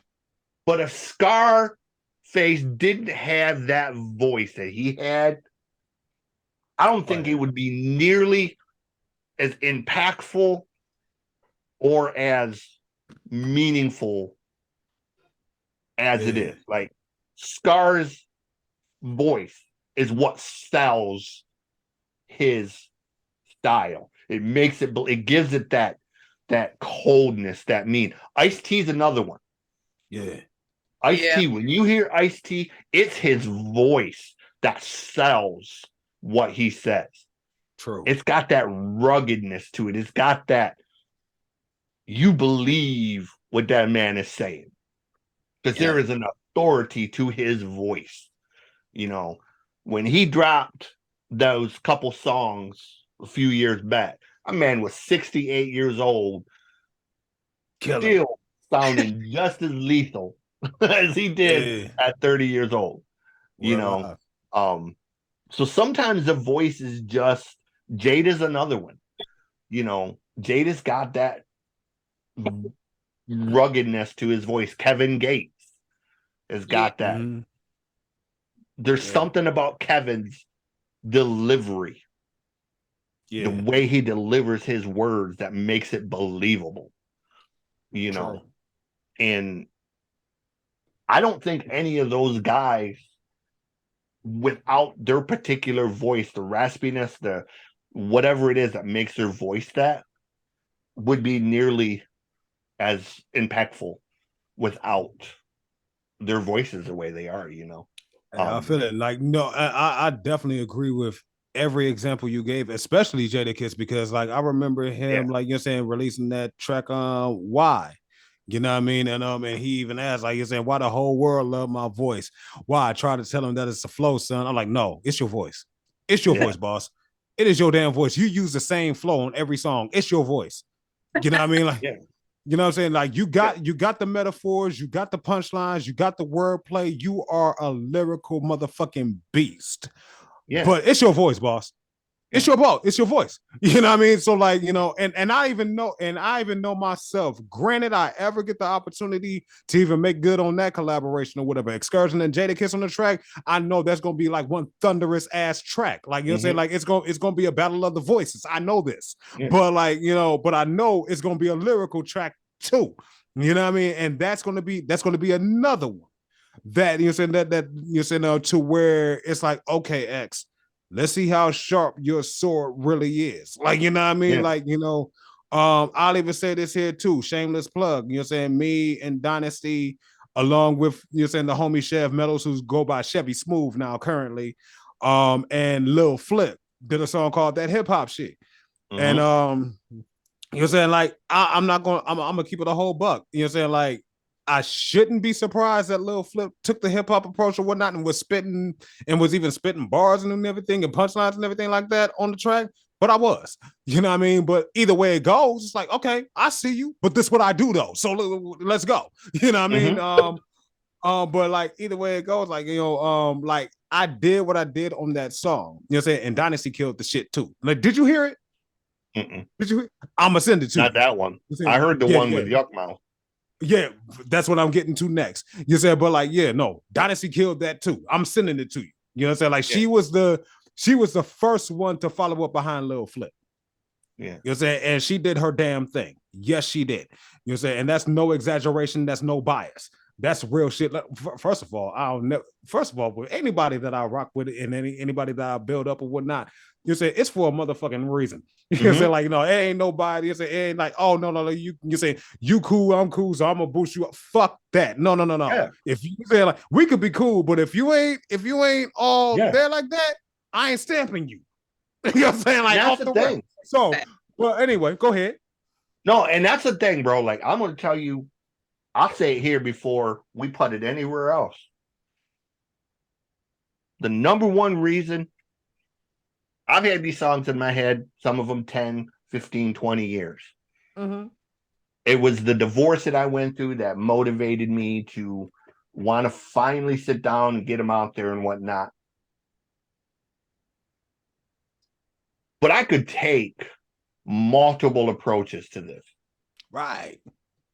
The reason that I want you to be the one to work with me on this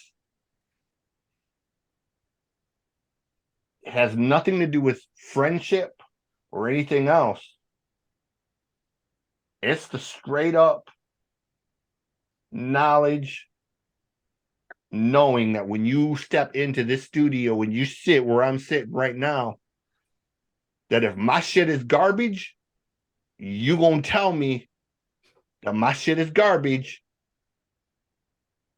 Rewrite this shit. Yes, sir. And I'll even know what I'm saying? Off the and rip. That's what I want. I don't want lip service. I don't want somebody hyping me up. I don't want somebody liking my shit because you're my friend. Yeah. I want somebody to put a foot in my ass and say, look, you spent 25 fucking years with a song in your head. Let's get this shit out, but let's do the shit right. And just even the fact that you even said 25 years, that gives me enough ammo right there, you know what I'm saying, to do exactly that with you. So so you got the right one for that. I will I'm gonna tell you, like I told Dynasti when she was talking about, like, you know what I'm saying, how she felt like certain folks or whatnot didn't like, you know what I'm saying, supported the way that she was supporting them or whatever. I'm like, hey, you got the right one for it. And I'm telling you the exact same thing. But no, just to even get back here or whatnot to what I was generally saying here too before I lose the thought. Like, that was a shocker with Lil Flip. But with Yuck Mouth, the Holy Grail track with Yuck, I already knew, well, I'm not going to say that I already knew he was going to take that approach, but I knew he was capable of taking that approach. And that's what he's done. Exactly. You know what I'm saying? So when he did it, I was shocked with Lil Flip. I like what I expected that from Yuck. And so when he did it, that was another time to where it was like, okay, X, let's see how sharp your sword really is with this. Like, is it still sharp, or do you need to sharpen it, or has it dulling over the years, if that's a word? You know what I mean? So so that was more of the challenge. You know what I'm saying? Either way, I still had the same attitude, like, okay, I see you, but this is what I do though. You know what I mean? But that was the real test. You know what I mean? So like, and I know that, like, if I get on a track with Jadakiss, that's going to be another test. You know what I mean? So yeah. Like, I know who my Holy Grail ones are. None of them probably, I'm not going to say I'll never achieve them, but they're going to be long shots. But, like, me, and having said it before, the very top of mine would be KSR. If I would ever be able to be on a track with him again, you couldn't tell me shit. That would be it for me. Like, all right, I'm just done. Hey, we're alive. I've been on a track with KSR1. There ain't no higher my ass can go than right here. Okay, like this is the fucking pinnacle. This mountain don't get no motherfucking higher for me. So we just done. Okay, we're gonna go out on a high note. Yeah, I'm off in the sunset. I feel it. Yeah, but there are other Justin Furstenfeld of Blue October is someone that I would love to collaborate with. Ivan Moody of Five Finger Death Punch is somebody that I have a particular song in mind that I wrote probably 5 years ago. That's very in line with the kind of patriotic stuff that Five Finger Death Punch does. There is a song that is going to be the most controversial track that I do. And I have a person in mind for it. I'm not going to name that person because I want us to work together to kind of see if we can make it happen. Yes, sir. But the title of the track is called How I Learned to Say Fuck You. Okay. And essentially, it's the story of me coming from a racist background and being thrust into Flint and Brazil and all the places that taught me that there is a world outside of the box that I grew up in. And that it was my grandfather, my father, of everyone saying all this racist stuff, all this derogatory stuff is how I learned to say fuck you. It's how I learned to say fuck your ideology, fuck your racism, fuck your narrow-minded picture of the world. So it's basically a story of, and I'm gonna say some shit in the song that I guarantee you people are gonna be like, okay, white dude shouldn't say that, but we're gonna say it anyways because the way it's phased, the way it's written is very concise. I got you. Like the evolution of it. Start here, you got to here, and now we're here. And, when we sit down, when you hear it, you'll understand. And when you hear it, if you don't think it's a great idea, if you don't think it's something that should be done, then hey, we'll scrap it. Whatever, cool.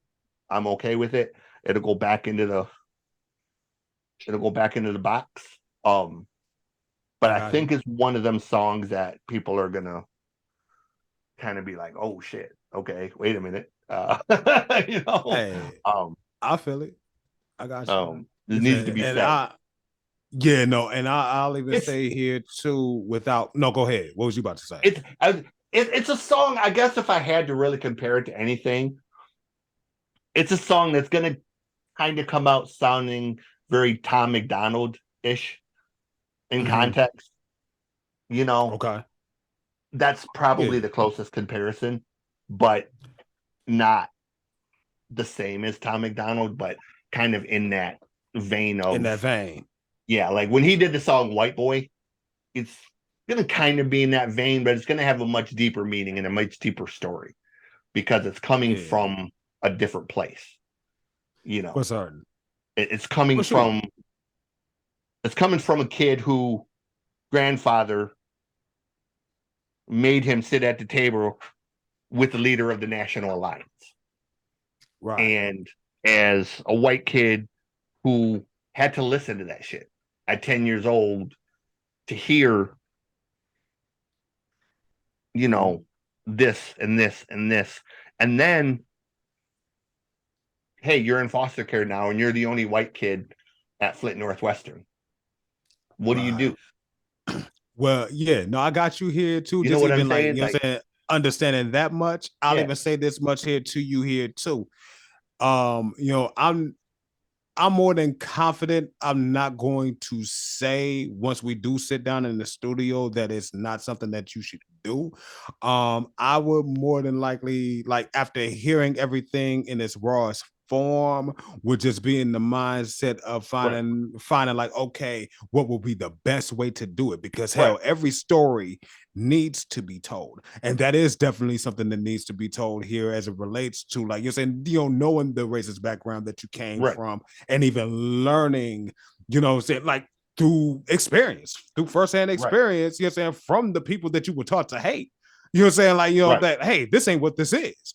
That's no problem. Like, you're saying, like, that's your story. You know what I mean? You know what I'm saying? And it's a story to be celebrated, but there's a way to say it. You know what I mean? So that would be the thing. Yes. No, I got you. Yeah, no, I got you. You're saying I'm not saying I'm not saying anything like from a defensive standpoint. I'm saying it from the vantage point of I'm saying it from the vantage point of like, okay, no, you got a story that needs to be told. I'm gonna just find the best way to tell it.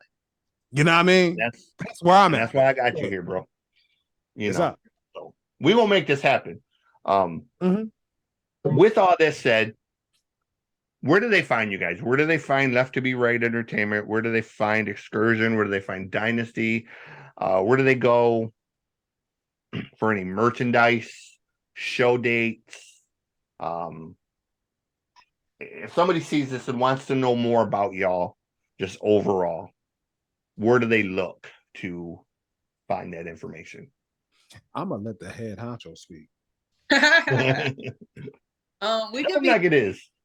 We could be found at our website, Left2BWriteEntertainment.com, or you guys can find us on social media pages. We have a Facebook page, we have an Instagram page, TikTok, and 2 YouTube accounts. We have a Left2BWrite Entertainment YouTube, and we have a Left2BWrite Network YouTube that kind of holds our web shows and things of that nature. So we can be found.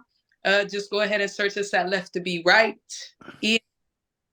and you will find us. And then you will be able to find myself either at I Am Dynasti or Written Soul. It's one of the two on any of them social media pages either. But X. All right. Well, you know, hey, just to even co-sign everything here too, as it relates to Left2BWrite, you know, saying you can find us at left2bwrite.com.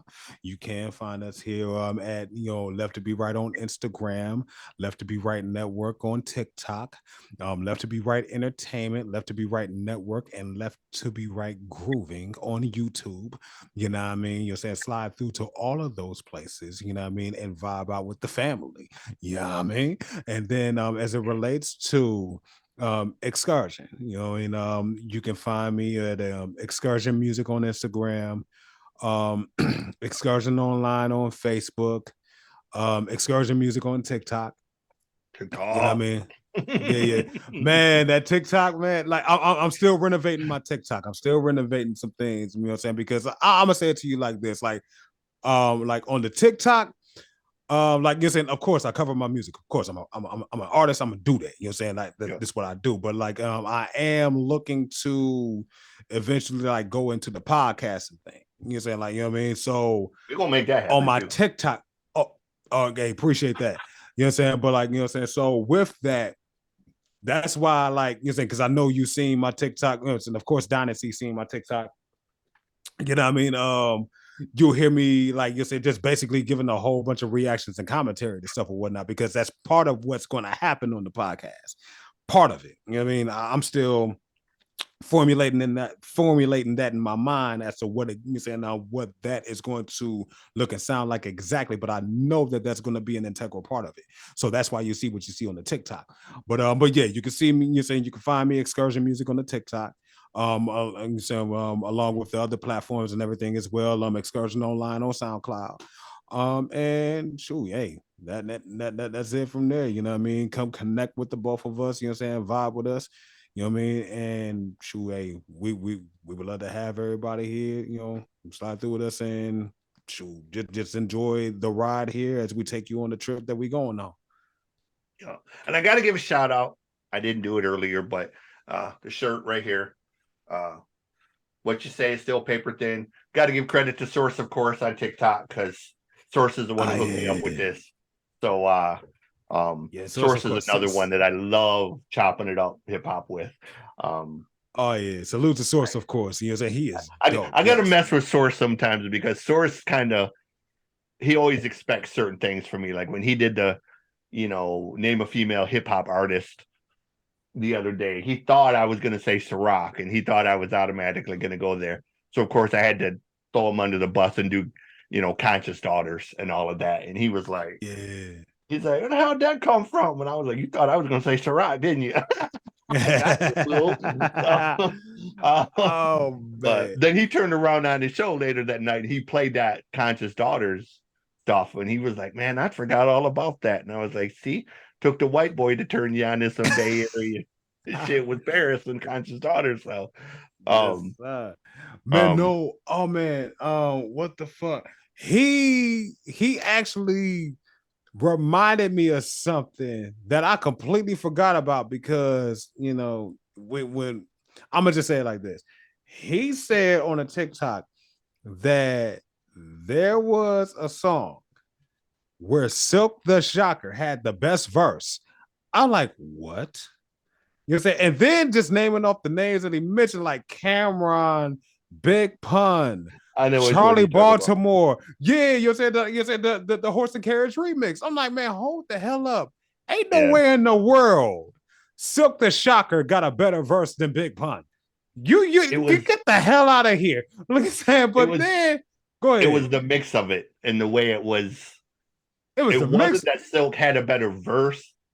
It was the order that they put everyone on it and the mix that they added to it that made Silk's better because it ended up being more impactful. Yeah, but see, at the same token, no. I'm sorry, but like, I'm gonna say it to you like this. I've always felt Cameron was overrated as a lyricist. I don't know why folks is trying to make Cameron to make Cameron out to be this dope lyricist. No, he is not. He's the joke. AZ is a hell of a lot. AZ will kill that dude. Like Mace was better than Cameron in Children of the Corn.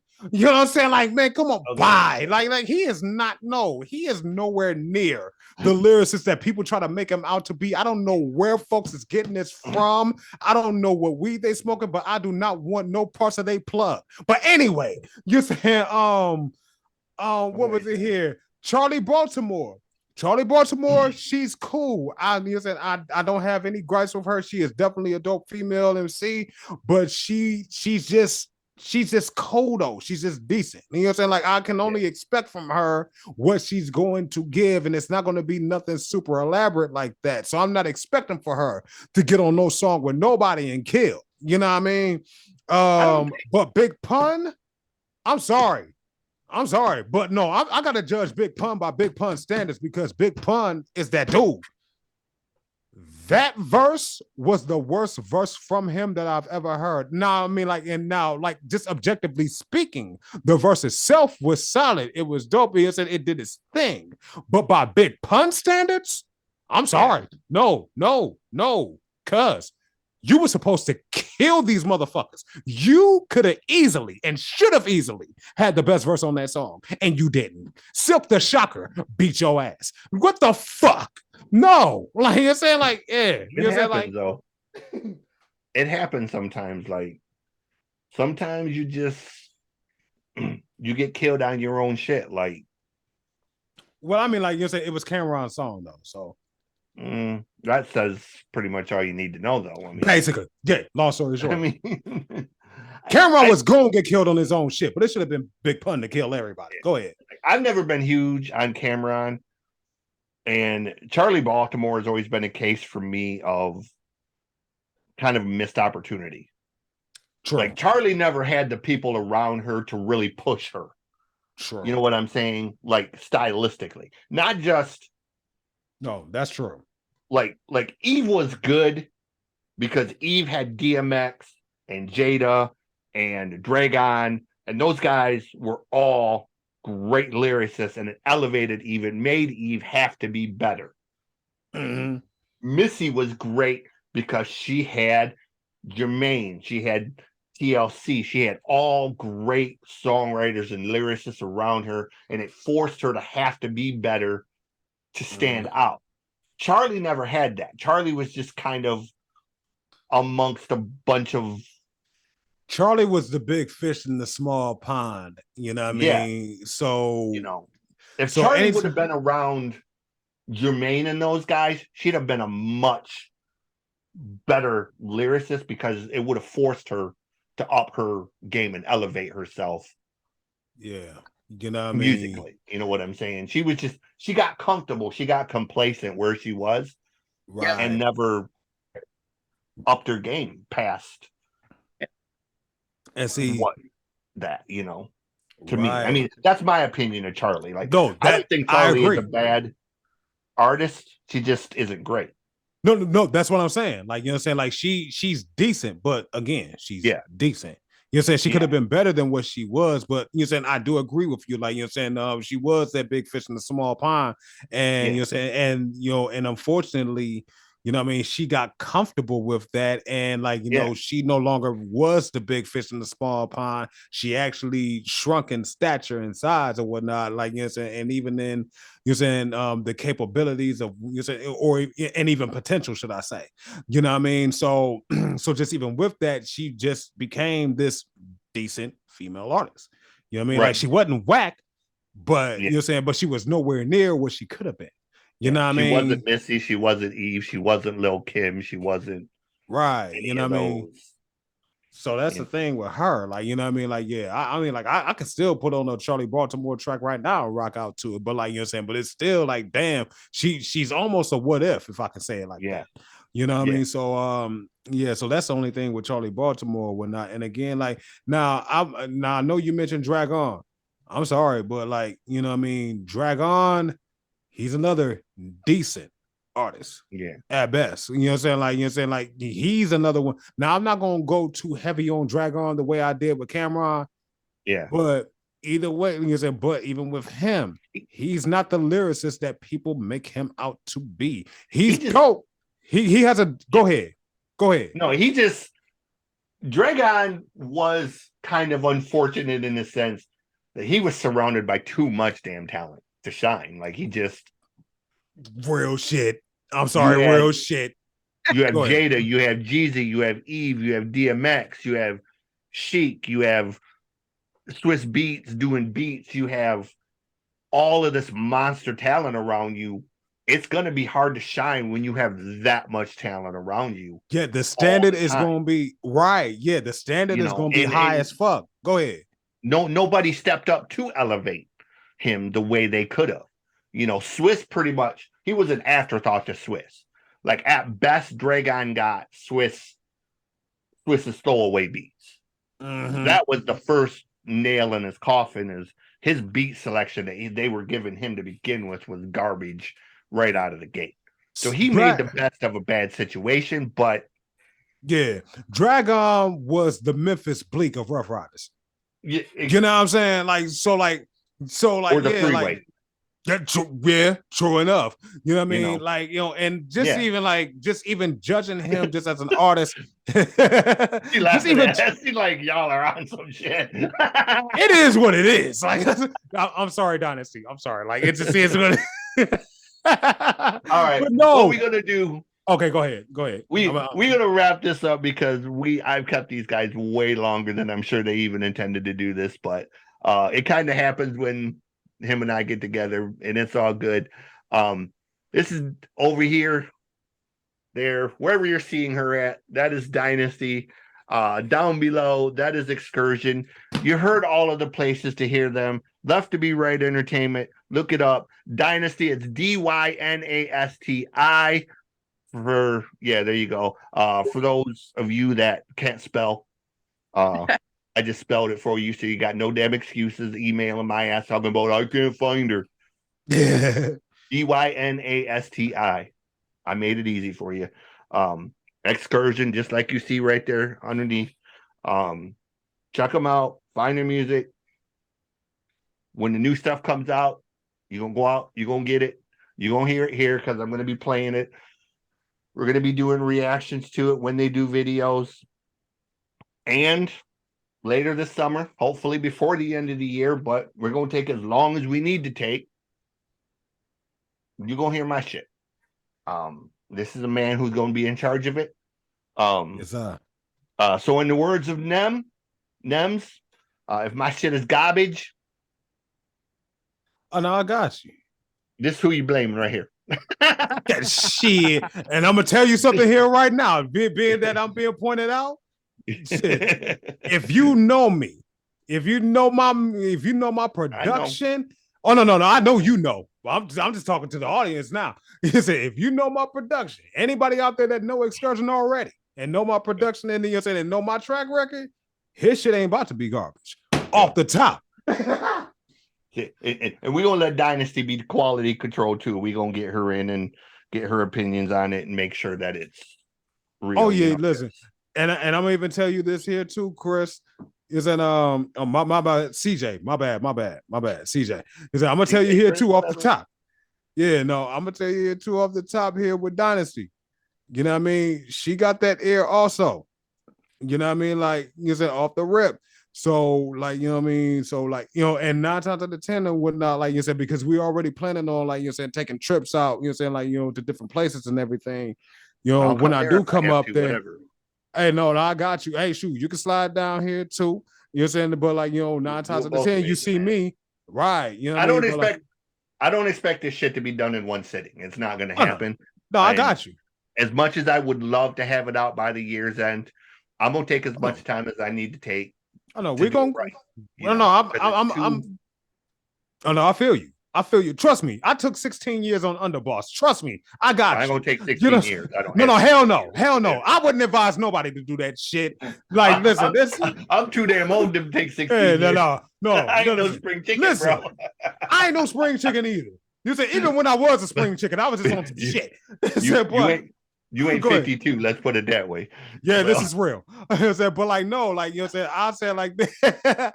But like, no, like when we do slide out there and whatnot, like you're saying, chances are you're gonna see the both of us. You know what I mean? So you're saying, and we're definitely gonna like help with that. Like you're saying, without question. You know what I mean? Like, you know, like I know you trust my ear, and I greatly appreciate that. She's also gonna be a dope ear and whatnot. Like, you know what I mean? To hear everything here too. You're saying, and even like give you insight and input here also. We between us, you're gonna be solid. Go ahead. I trust your honesty more than anything, man, and that's what means the most to me right now. Like I said, I don't have to do this. These songs could just live in my brain forever. You know, fuck that. You getting them out. It's just I want to do it. After 13 years of bullshit, after going through this divorce, after going through everything that I went through to get custody of my son and everything else. Let me help you, bro. I want to do this for me, but I want it to be authentic. I want it to be real. And I want to do it right.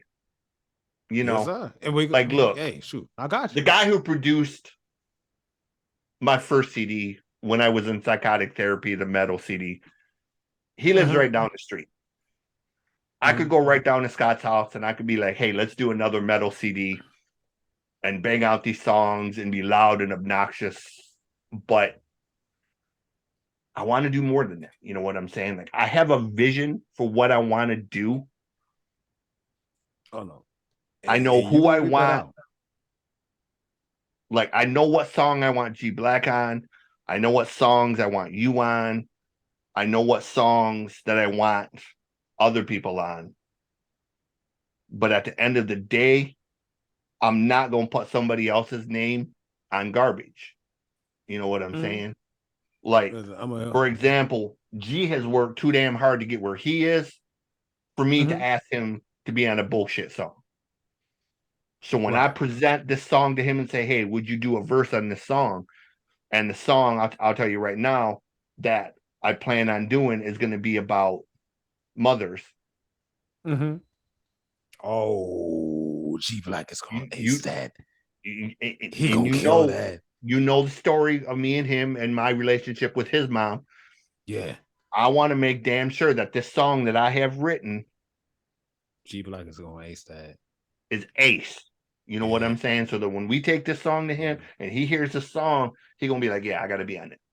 Not because he's a friend, not because he's doing anyone a favor. I want him to hear that song and be like, yeah, I got to hop on that. Yeah. I got to have my name on it. And I'm going to tell you something here right now. No, go ahead. No, because I'm saying, I'm sure just out of friendship, G would probably be on anything that I asked him to be on. But I ain't gonna let him put his name on garbage. No, I feel you. And I'm going to tell you something here right now. Do it right or don't do it. We're live. And I'm going to tell you something here right now.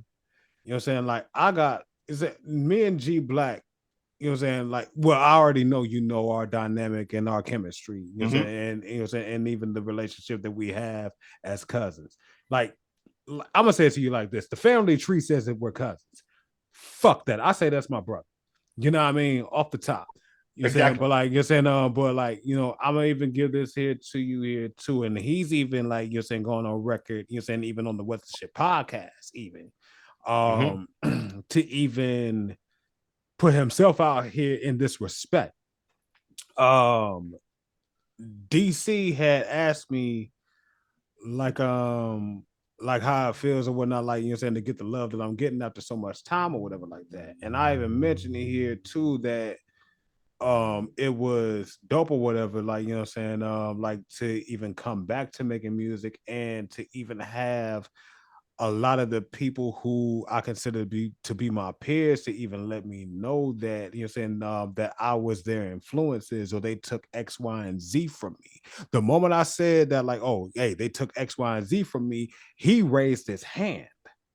Like, you know what I'm saying, like, just to even say, like, you know what I'm saying, like, just to even, like, you know, like, put himself out there, like, yeah, I'm one of the ones that took some stuff from him. So, with that, I'm saying to you, I'm saying that, you know what I'm saying, just to even drive this point home or whatnot, just even, like, you know, just even with you trusting me with your project, which I greatly appreciate. I never take anybody trusting me in any capacity, you know what I'm saying, lightly or for granted. Right. I'm telling you right now, like you're saying that you got the person that he even drew from helping you with your project. You know what I'm saying? So, like, you know, so I know. Go ahead. That's what I'm saying. This is bigger than just. I'll even say this. Please hold your thought because I want to hear it. But I'm gonna even say this here too. Just even knowing the vision that you have for it and knowing what it means to you, I'm not gonna play around with it. You know what I mean? Like, no. I know what you're looking to execute, and I'm gonna help you to execute that shit to the greatest capacity that it can be executed. Go ahead. Like, this isn't about. Maybe it's the wrong motivations for me. Maybe I shouldn't even say this, but this ain't about money to me. I don't give a shit if I sell a single copy. I don't give a shit if TikTok videos blow up. I'm not trying to go viral. If I do, awesome. That's all just going to be icing on the cake. To me, this is a piece of my soul that I have held in through my brain injury, through the trauma of growing up, through the trauma of divorce, through all of the different things. Shit that I lay in my bed at night and cry about. You know, shit that the loss of my baby daughter and shit like that, you know. This is a shit that's going to come out in the song. And you won't hear me cry. You're going to hear. I'm not putting no pretenses on it. Right. I'm telling you right now, I'm going to be like Andrew Dice Clay up in this bitch when I deliver these songs, bro. Or Sam Kinison. You know, I got you. I'm not delivering anything less than just nuclear fucking bombs on this shit. Yeah. You know, and some of it's going to be country, some of it's going to be metal, some of it's going to be hip hop. There's going to be some acoustic shit. I got one song that sounds like The Cure or Depeche Mode. So if it takes 6 months, we're going to do 6 months. If it takes 6 years, we'll do 6 years. What the fuck ever.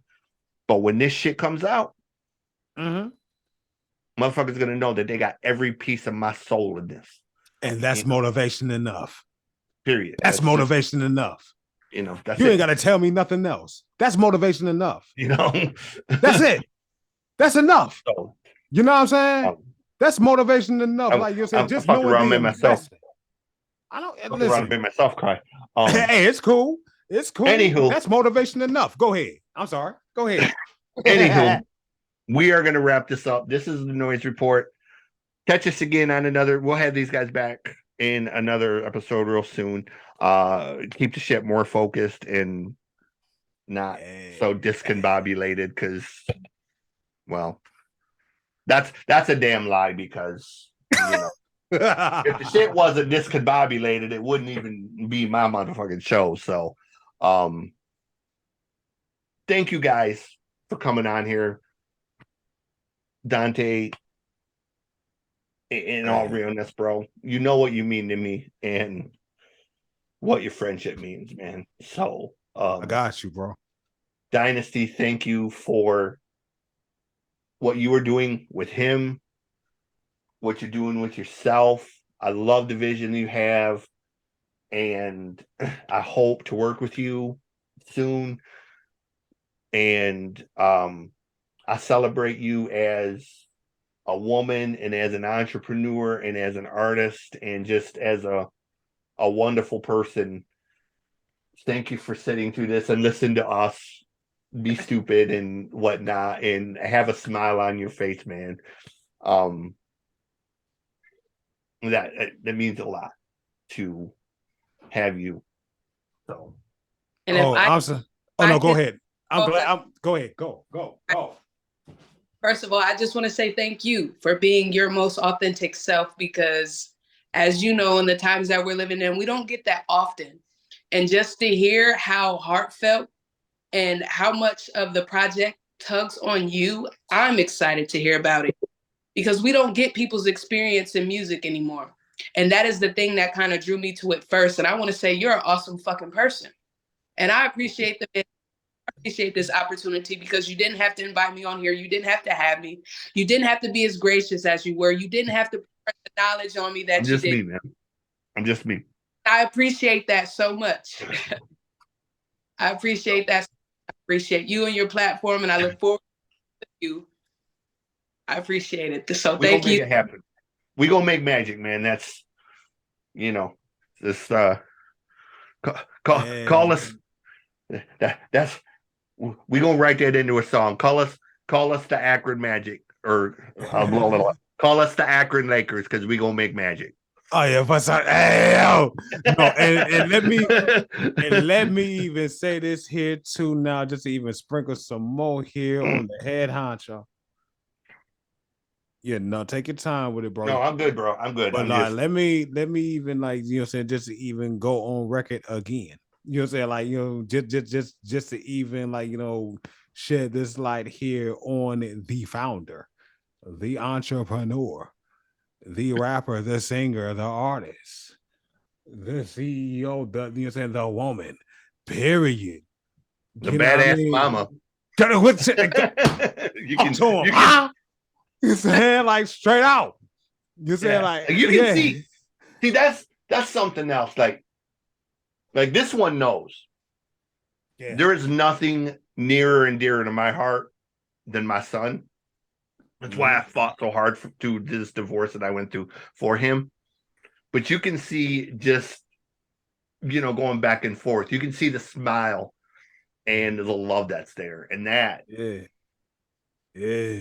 that says more about a person to me than anything else that they can say to me. You know what I'm saying? Like, you can say all kinds of words and really not have them mean anything. But when I see you interact like that, that says more about you than anything you can speak with your mouth.